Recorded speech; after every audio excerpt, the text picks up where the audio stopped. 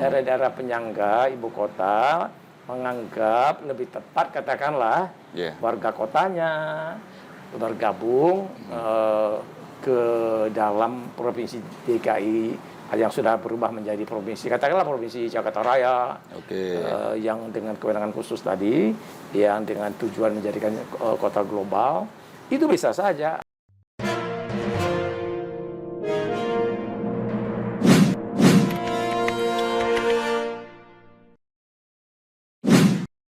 Baik Sobat Bhinneka Naraka Bakti, episode kali ini kita kedatangan tamu yang tak asing lagi, pernah tampil di Sila Sapa episode kedua, ya, Koki Ekonomi. Jadi bagi sobat yang belum mengetahui profil beliau bisa melihat di episode kedua.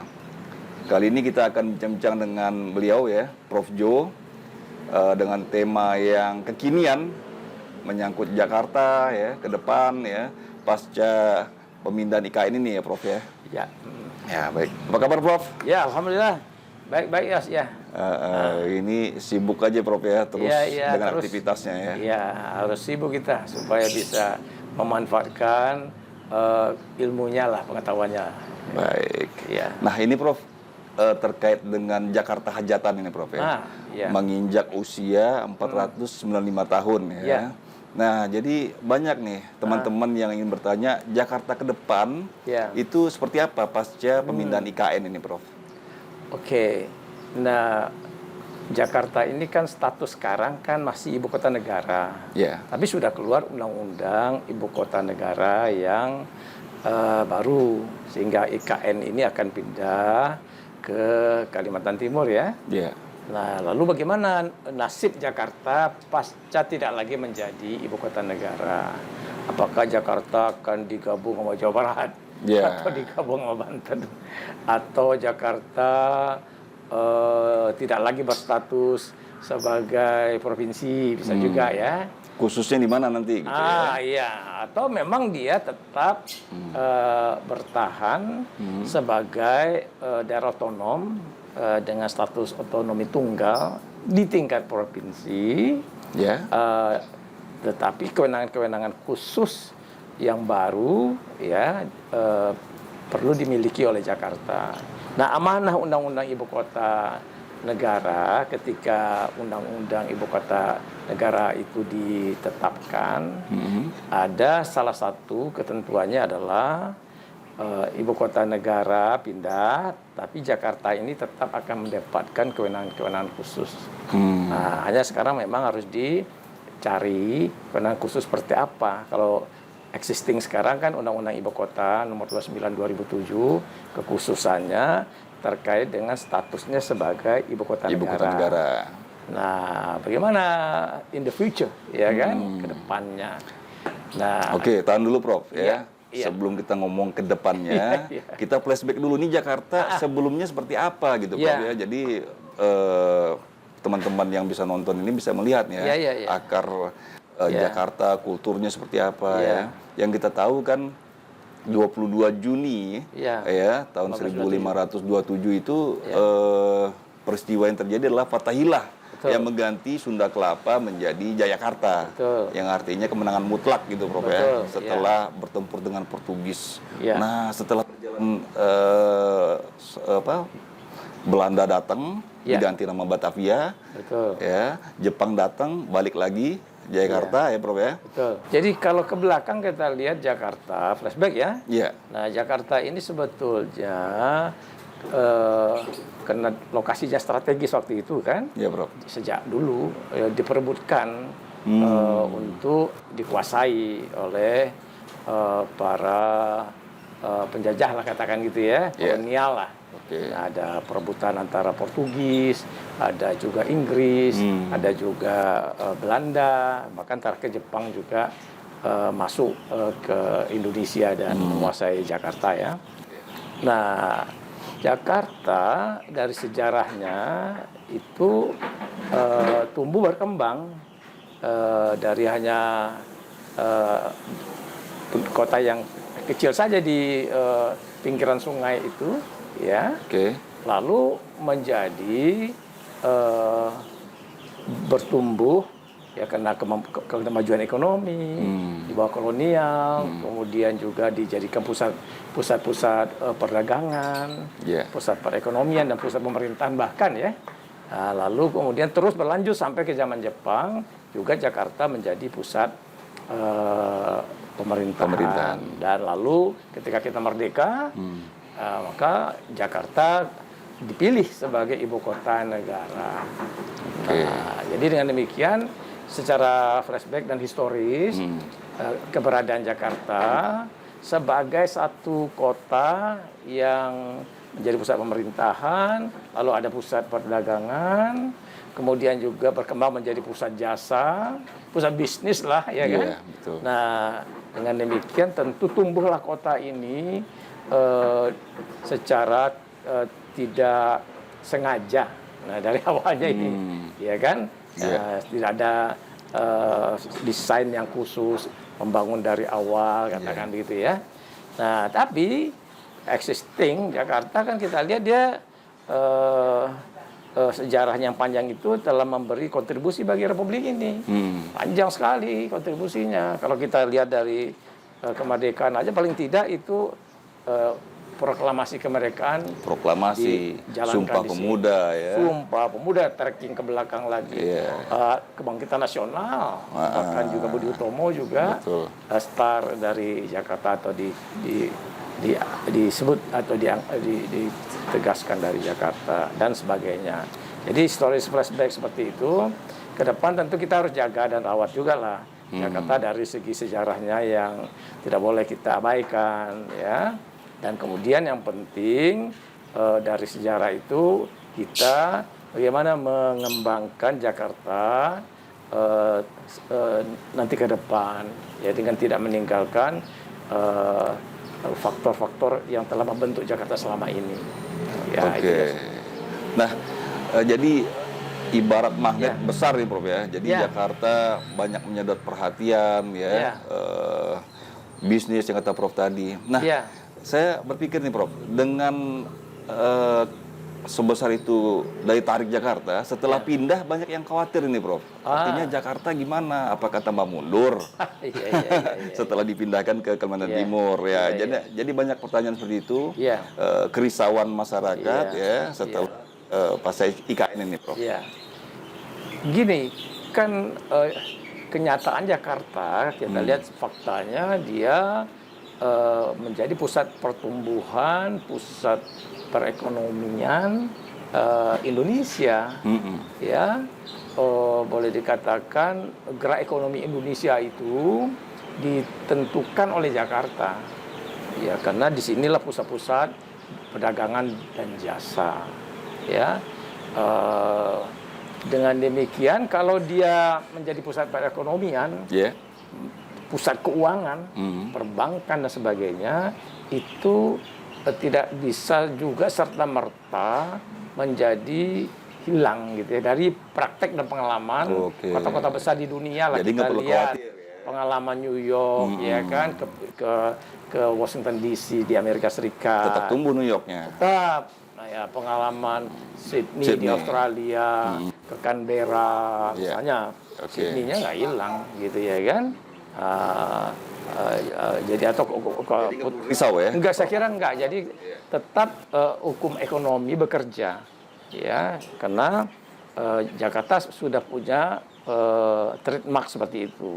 Bahkan nih kalau misalnya kita bisa merancang konsep-konsep yang baik ke depan, Jakarta ini menurut pandangan saya bisa tumbuh menjadi kota global. Iya, seperti kota-kota besar lainnya di dunia. Nah, asal kita memang merancangnya dengan baik dan tepat. Meraciknya lah, katakan begitu ya. Dia menjadi pusat perekonomian, menjadi kota global di dunia, ya seperti kota-kota global lainnya. Terus tumbuh ya. Nah, asal kita merancang undang-undangnya pasca tidak lagi menjadi ibu kota negara dengan baik, dengan pas, dengan tepat. Merancang undang-undang dengan tepat. Benar. Oke, sebelum ke sana kita lihat fenomena ini, Prof. SCBD. Serbuan dari masyarakat Citayam, Depok, daerah-daerah penyangga ke Jakarta ya. hanya untuk catwalk di jalanan ya di SCBD, Duku Atas, Prof. Ya, Citayam Fashion Week ya. Misalnya itu lagi tren sekarang nih. Lagi tren sekarang. Nah, ini cerita soal daerah penyangga ini, Prof. Saya beberapa minggu yang lalu sempat mendengar ya adanya daerah-daerah penyangga ini yang ingin bergabung, join sama Jakarta gitu, Prof. Iya. Nah, ini dalam konsep pemerintahan seperti apa nih, Prof? Oke. Jadi begini, kalau dalam konsep pemerintahan kita mengenal istilah misalnya pemekaran daerah. Jadi daerah dipecah menjadi beberapa daerah otonom. Ada itu namanya. Juga ada konsep lain namanya penggabungan daerah.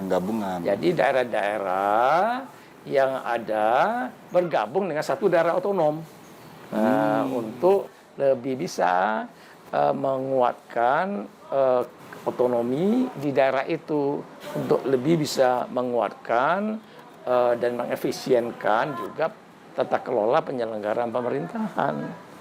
Nah, jadi ada konsep namanya amalgamasi.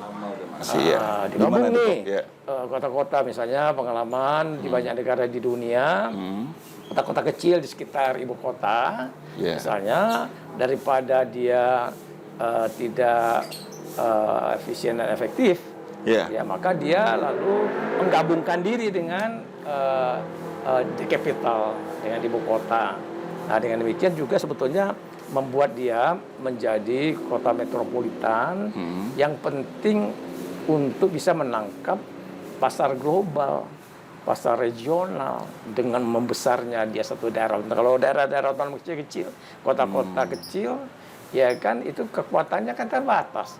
DAD nggak sampai 1 triliun misalnya, ya kan mau bagaimana dia mengurus warga kota kecil itu, ya kan gitu ya. Nah, lalu kemudian untuk membuat majunya daerah-daerah kecil-kecil itu, kota-kota kecil itu, maka pilihan ada, kita lihat juga banyak itu terjadi di dunia itu menggabungkan diri dengan kota besar tadi. Nah, itu konsepnya namanya penggabungan kalau di modal kita. Apakah bisa atau enggak? Kita baca Undang-Undang Pemda nomor 23 2014 tentang pemerintahan daerah. Di situ justru Undang-Undang Pemda kita yang berlaku nih membolehkan terjadinya penggabungan daerah otonom. Jadi tidak hanya pemekaran yang sering terjadi kan pemekaran.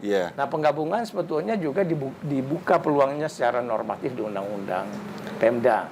Jadi kalau misalnya daerah-daerah penyangga ibu kota menganggap lebih tepat katakanlah warga kotanya bergabung ke dalam provinsi DKI yang sudah berubah menjadi provinsi, katakanlah provinsi Jakarta Raya, yang dengan kewenangan khusus tadi, yang dengan tujuan menjadikan kota global, itu bisa saja asal dimunculkan pengaturannya di perubahan Undang-Undang Ibu Kota Nomor 9 2007. Masuk ke sana. Bisa asal warga kotanya menghendaki, ya. Jadi ini persoalan adalah aspirasi dari masyarakat di kota itu, kota-kota penyangga tadi. Katakanlah penyangga Jakarta itu kan yang paling dekat itu adalah Bekasi. Kemudian ada lagi yang namanya Depok. Ya Citayam tadi itu. Depok, Lalu kemudian ada Tangerang kota. Ada kota Tangerang Selatan. Seumpamanya nih, mereka menganggap lebih baik, warganya menganggap lebih baik bergabung dari segi kemudahan transportasi publik, dari segi kemudahan lapangan kerja, karena tempat kerjanya juga sebagian besar daerah-daerah penyangga itu suburban itu kan di ibu kota, ya kan, bahkan plat nomornya juga kalau nggak salah plat mobil polisinya, nomor polisi ya, itu kan masih pakai nomor Jakarta B ya. Betul juga. Jadi itu dalam konteks transportasi, lapangan kerja, pendidikan, juga mungkin membuat pendidikannya lebih bisa meningkat kualitasnya, pelayanan publik di bidang kesehatan misalnya, itu juga kalau dianggap itu akan lebih meningkatkan kualitas kehidupan warga, bukan tidak mungkin mereka gabung. Nah, tinggal ada nggak prosedurnya menurut undang-undang gimana? Ya, normatifnya ada nggak? Ada. Menurut Undang-Undang Pemda 23 2014 dimungkinkan. Bisa. Asal memang diikuti prosedur-prosedur administrasi, ada proses politik tentunya nanti dengan memasukkannya di undang-undang, revisi Undang-Undang Nomor 29 2007 tentang Jakarta sebagai daerah yang baru, mungkin Jakarta, Provinsi Jakarta Raya atau Provinsi Metropolitan Jakarta Raya dengan kewenangan khusus ya di bidang ekonomi dan bisnis misalnya gitu. Itu bisa saja dimungkinkan. Oke, dalam perjalanan otonomi daerah ini ya yang kita sering dengar ya, itu pemekaran ya, Prof. Ada nggak peristiwa penggabungan daerah, Prof, sepanjang otonomi daerah ini? Nah, kalau penggabungan itu dalam sejarah otonomi daerah sebetulnya bukan hal baru ya.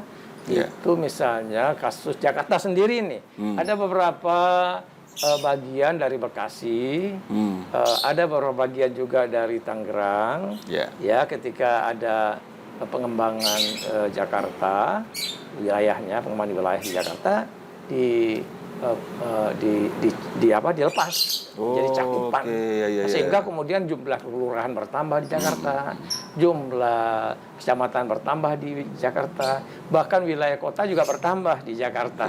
Bahkan ya kan? Awalnya dulu Sunda Kelapa bagian dari Pajajaran ya, Prof. Pajajaran awal sejarahnya. Ya, kemudian berkembang terus lah ya kan, hingga bagian dari Jawa Barat, bagian dari kerajaan Banten juga, Fatailah ya. Fatailah. Jadi ini sebetulnya Jakarta ini dari segi pengalaman kesejarahannya itu katakanlah sudah diwakafkan nih oleh orang di Banten, orang di Jawa Barat untuk menjadi sumbangan mereka bagi satu kota yang penting bagi Republik ya.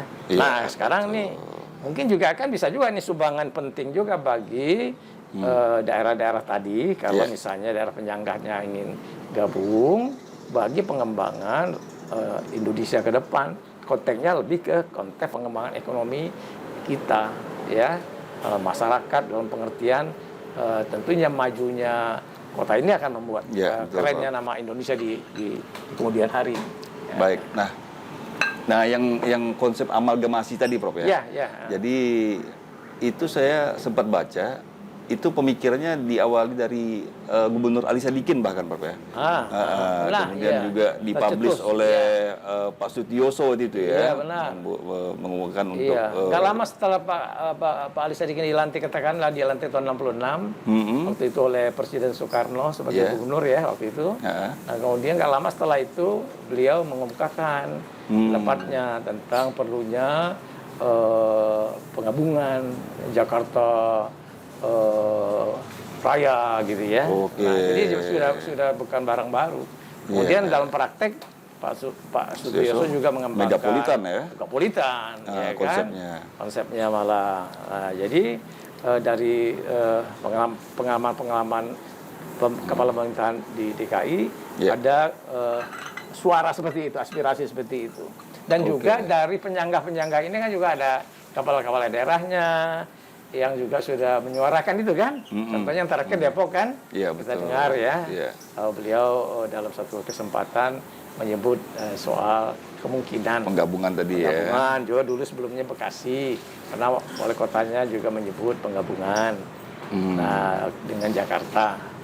Nah, jadi itu artinya Jakarta ini memang pernah ada keinginan dari pihak pengelola pemerintahan provinsi DKI Jakarta untuk membuka ruang kepada daerah untuk daerah penyangga ya untuk ikut bersama-sama ke dalam ibu kota. Jadi Jakarta waktu itu. Dan juga dari kalangan daerah-daerah penyangga sendiri ya juga kepengen nih kita kalau mau gabung rasanya akan membuat pemerintahan kita menjadi lebih baik dalam melayani masyarakat. Seperti itu. Oke, artinya dari faktor historis pemikiran ini sudah ada, muncul. Kemudian sejumlah daerah sudah biasa ya, Prof, di Padang juga sudah ada. Ada itu. Kalau ibu kota provinsi di Sumatera Barat dulu pernah juga begitu. Untuk membuat ibu kota provinsi namanya Kota Padang bisa seluas sekarang. Luas ya, dan sehingga dengan bisa mengembangkan ibu kota provinsi dengan lebih baik, maka itu sebagian kecamatan di Padang Pariaman, kabupaten ya, dan kemudian di Kabupaten Pesisir Selatan misalnya dilepas oleh daerah kedua kabupaten tadi dan masuk ke dalam kota Padang yang merupakan ibu kota provinsi. Jadi itu praktek penggabungan itu dengan pelepasan caranya ya, detachment namanya, konsepnya itu juga sudah kita lakukan pada level tingkat provinsi. Nah ini memang praktek dalam tingkat ibu kota sudah pernah juga kita lakukan, tapi ada format baru nih dalam konteks pengembangan Jakarta sebagai kota bisnis dan perdagangan yang menjadi kota berskala, berlevel, kota global. Nah ini kan menarik lagi nih. Kalau misalnya itu bisa dibuat terjadi, itu akan membuat lebih makmur dan sejahtera warga-warga yang ada di Jakarta dan bahkan juga yang menjadi penyangganya. Sekiranya penyangganya menganggap itu lebih penting, lebih bagus, lebih efektif, lebih membuat kesejahteraan masyarakat meningkat, kualitas kehidupan meningkat. Nah, itu tentu tidak boleh kita kesampingkan. Kalau politik dan administrasi itu kan bisa didiskusikan, dibicarakan, didialogkan. Yang penting kita lihat dari syarat-syarat teknis dulu. Terus syarat nggak nih, bisa nggak nih ya kan? Saya kira potensi Jakarta ini kalau betul itu bisa direalisasi ke depan, mantau ya. Itu jadi sangat powerful. Jakarta sebagai pusat perdagangan dan ekonomi itu, pusat bisnis itu, karena sekitar penduduknya mungkin bisa mencapai jumlah 20 juta. Luar biasa itu, suatu modal untuk membuat provinsi Jakarta Raya atau apapun namanya nanti ya, yang lebih mampu mempunyai daya dorong untuk mengembangkan kehidupan kota, kehidupan warga yang lebih berkualitas. Dari sisi regulasi nih Prof ya, ada juga praktiknya untuk BKSP ya, Badan Kerjasama Pembangunan. Kita minum dulu lah ya. Iya Prof, sambil diminum Prof. Nah kemudian juga Perpres 60/2020 tentang RTRK ya, Rencana Tata Ruang Kawasan Perkotaan Jabodetabek Punjur ini Prof. Jadi Jakarta, Bogor, Tangerang, Bekasi, Puncak dan Cianjur juga. Agar kawasan itu juga satu kesatuan, terintegrasi dengan baik gitu. Nah, jadi sempat ada pikiran ya soal amalgamasi ini, ada keseriusan pemerintah ke arah sana nih Prof. Saya kira kalau dilihat dari segi konsep, bahkan itu sudah dituangkan dalam bentuk Perpres ya. Nah itu dalam konteks perencanaan yang terpadu, terintegrasi, supaya jadi satu kesatuan ya. Kalau enggak ini karena sekat-sekat wilayah administratif itu bisa membuat tidak berjalan dengan baiknya berbagai macam urusan-urusan dalam penyelenggaraan pemerintah. Contohnya penanganan COVID kemarin, Prof ya. Itu dia. Saya kira itu sudah satu fakta yang penting kita simak dengan baik. Penanganan COVID daerah penyangga itu mengikuti garis kebijakan yang sama dengan Gubernur Anies Jakarta. Jadi pemerintah pusat membuka ruang itu, dan bahkan pemerintahan provinsi Jawa Barat, pemerintahan provinsi Banten pun legowo ya untuk membuat itu, karena dengan demikian menjadi lebih efisien, lebih efektif, dan kultur masyarakatnya, tingkat kemajuan masyarakatnya itu lebih sama ya, lebih seimbang gitu ya kan. Keadaan mobilitas penduduk ya, mereka juga lebih memudahkan kalau penanganannya satu payung kebijakan COVID berlaku di Jakarta dan daerah penyangga sekitarnya. Nah itu dia. Nah sekarang kita bicara teknis ini Prof, yang sebenarnya belum masuk ke regulasi ya. Ini menurut pemikiran Prof Jo, teknisnya gimana? Misalkan nih Prof daerah penyangga, Tangerang, Bekasi, Depok misalkan nih, pengennya mau gabung gitu, itu langkah-langkah apa Prof yang harus dijalankan? Itu kalau bentuknya, andai kata mau penggabungan, maka tentu melewati tahapan-tahapan dan prosedur-prosedur yang melibatkan rakyat lah. melibatkan publik rakyat. ya. Harus demokratis. Harus demokratis, nggak bisa cuma elit doang. Misalnya cuma DPRD gitu ya kan, atau kepala daerah ya kan, tidak memadai. Atau PNS-nya aja. Atau pegawai negeri. Gara-gara tunjangan di DKI lebih gede. Ya nggak bisa. Nggak bisa, Prof. Iya, DKI lebih gede tunjangannya. Kalau penduduknya juga pengennya misalnya kena lebih baik sekolahnya misalnya gitu. Bukan hanya begitu. Jadi harus kita usut ke secara lebih lebih representatif lah. Representatif itu siapa? Tentu yang mewakili rakyat tentu DPRD. Itu elit ya. Elit. Elit politik lah katakan. Itu salah satu. Boleh juga, tetapi yang kunci yang benar itu adalah warga kotanya. Jadi kalau saya inginnya kalau memang warga kota berkehendak itu ada semacam, katakanlah kita ada semacam angket-angket atau puling-puling untuk menanyakan kepada warga kota ya. Ada kajian akademisnya. Ada kajian akademis menanyakan kepada warga kota setuju atau tidak setuju bergabung misalnya ya. Nah itu nanti diolah menjadi proses di lembaga dewan ya, atau kemudian juga menjadi kebijakan di kepala daerah. Tapi dasarnya akarnya harus dari suara masyarakat itu, dari wilayah-wilayah yang ada di penyangga itu, suara masyarakat.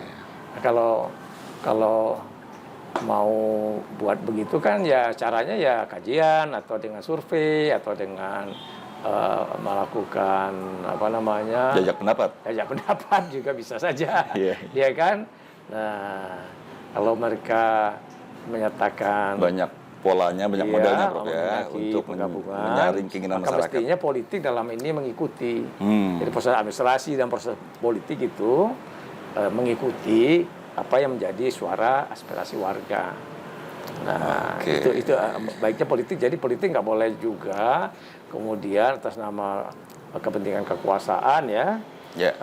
Menghambat atau menghalangi suara-suara rakyat.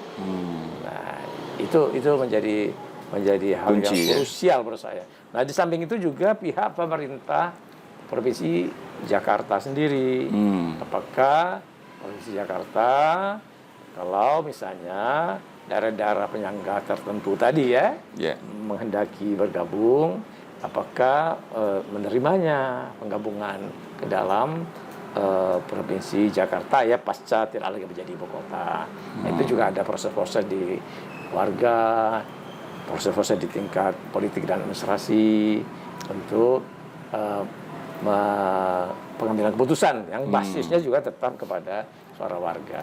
Meracik revisi Undang-Undang 29 tahun 2007 itu ya, untuk Jakarta menjadi kota global, kolaborasi yang kata Prof tadi. Itu gimana Prof? Harus bumbu apa saja yang harus dimasukkan ke sana? Nah, yang pertama bumbunya itu dari segi bentuk pemerintahannya harus clear ya. Bentuk pemerintahannya harus pemerintah provinsi yang dengan status otonomi satu level. Tetap dipertahankan. Tetap otonomi satu level itu akan membuat efektifnya penyelenggaraan pemerintahan. Ini terbukti nih dari gubernur yang memimpin pemerintahan di DKI sampai gubernur Anies yang terakhir itu dengan posisi otonomi satu level efektif dalam penyelenggaraan pemerintahan. Karena payung kebijakan, kemudian eksekusi kebijakan itu satu komando dan bisa terintegrasi, terkoordinasi, bersinergitas dengan baik ya. Kalau belah-belah nanti itu susah. Jadi oleh karena itu status wilayah di bawah provinsi cukup wilayah administratif, kota administratif ya, kabupaten administratif. Nah, sehingga demikian membuat efektivitas penyelenggaraan pemerintahan lebih kuat. Itu resep yang pertama. Nah, resep yang kedua, kalau kita mau membuat Jakarta sebagai daerah yang memiliki kewenangan khusus di bidang ekonomi, di bidang bisnis, maka kewenangan-kewenangan di bidang ekonomi dan bisnis yang tadinya sudah juga ada di Jakarta tapi kurang kurang banyak katakan gitu ya, harus diberi transfer urusan dan kewenangan yang lebih untuk Jakarta dalam mengerjakan urusan-urusan di bidang ekonomi dan bisnis. Sehingga Jakarta dengan dia cukup powerful ya. Nah, dan kemudian di samping kewenangan-kewenangan tadi, dengan kewenangannya besar ya, kewenangannya sudah besar, status pemerintahannya sudah di bawah satu gubernur ya. Lalu yang juga harus kita kembangkan kelembagaan-kelembagaan yang khusus di Jakarta. Kelembagaannya. Jadi kewenangan khusus, kelembagaan khusus. Kelembagaan khusus itu birokrasi di Jakarta bisa agile sesuai dengan kondisi Jakarta yang masyarakatnya multikultural, multi etnis, sehingga birokrasinya itu harus kita buat birokrasi yang lebih mampu merespon untuk masyarakat yang plural ini. Ya, kelembagaan-kelembagaannya juga bisa kita sesuaikan dengan keadaan itu. Tidak perlu harus sama dengan daerah otonom yang lain. Jadi boleh ada pengecualian-pengecualian di Jakarta. Misalnya bisa punya wakil gubernur lebih dari satu gitu ya. Nah, nanti ada wakil gubernur bidang pemerintahan, wakil gubernur bidang ekonomi, misalnya gitu ya. Nah, sehingga dia ada yang mendrive-nya langsung. Termasuk struktur-struktur di bawahnya. Boleh ada kepala dinas, ada wakil kepala dinas, ada deputy, ya, ada asisten deputy. Birokrasinya maksud saya harus dikemas demikian rupa sehingga dengan demikian kelembagaan-kelembagaan itu dapat didukung oleh birokrasi yang tadi yang agile, yang cocok dengan lingkungan dan keadaan masyarakatnya. Terutama kita mau menjawab posisi kita sebagai kota global kan. Jadi harus kelembagaan yang boleh dikreasi. Nah, lalu birokrasinya menjadi profesi yang profesional, yang andal, yang agile, dan dengan pendekatan-pendekatan kolaboratif dan ko-kreasi itu. Nah, ini cara baru Jakarta kan, membangun Jakarta saya kira sebaiknya dilanjutkan nih. Nah, dimunculkan kolaborasi nanti, dan ko-kreasi. dan ko-kreasi. Dimunculkan di dalam undang-undang ibu kota. Nah, termasuk kalau kita resep yang terakhir adalah dalam penentuan luas wilayah, batas-batas wilayah, itu kalau nanti betul ya menjadi kenyataan, maka itu menjadi berubah tuh luas wilayah Jakarta, batas-batas wilayahnya dengan daerah penyangga yang terintegrasi dari Prof ya menjadi satu. Ya. Sehingga demikian ke depan itu kita bisa mengharapkan Jakarta menjadi kota global yang mungkin bisa lebih keren dia daripada hanya sekedar sebagai ibu kota dan pusat pemerintahan. Iya. Begitu. Lebih kencang lagi larinya. Oh iya, iya. Jadi nggak perlu risau lagi ya. Nggak perlu risau. Pindah ibu kota nggak. Iya. Nggak bakal mundur ya. Nggak bakal mundur karena itu kan cuma pusat pemerintahan. Kalau ini pusat ekonomi. Kehidupan kota itu sebetulnya ditentukan oleh ekonomi lebih utama. Oke. Baik, Prof Jo, terima kasih atas resep-resepnya. Sama-sama, Yus. Ya, sobat Silasapa ya, sisi lain Sang Pamong. Terima kasih sudah menonton. Kita jumpa lagi di episode berikutnya. Wassalamualaikum warahmatullahi wabarakatuh. Waalaikumsalam warahmatullahi wabarakatuh. Prof Jo, terima kasih. Ya, sama-sama. Ya, Prof. Yes.